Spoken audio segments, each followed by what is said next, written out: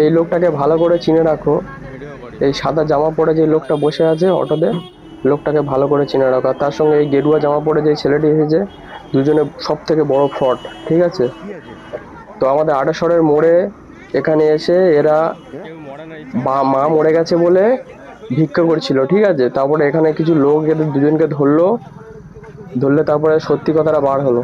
দেখো কিরকম ভাবে ফোন করছে, দেখো বাড়িতে ফোন করে কনফার্ম করাচ্ছে যে কেউ মরেছে কিনা।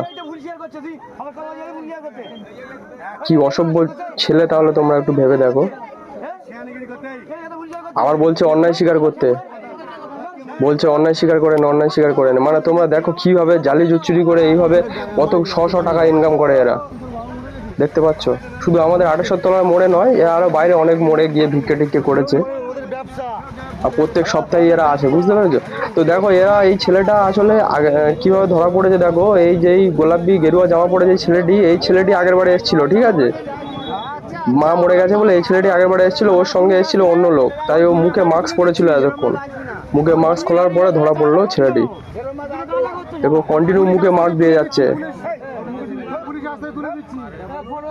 এরা দুজনেই ফ্রড। আবার বলছে ধরা পড়ার পরে বলছে আমার শরীর খারাপ বলে আমি টাকা তুলতে এসেছি। আবার বাড়িতে ফোন করে কনফার্ম করাচ্ছে। কি সাহস এদের, না? দেখতে পাচ্ছ?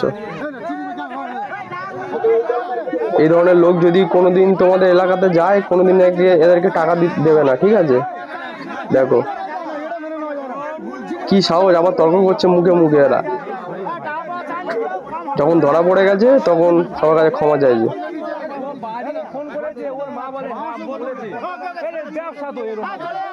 হাতে দামি দামি মোবাইল নিয়ে কথা বলছে, ফোনে রিচার্জ মারার টাকা আছে, কিন্তু দেখতে পাচ্ছ এদের মার কাজ করবে তার টাকা নেই, পালাচ্ছে, দেখতে পাচ্ছ?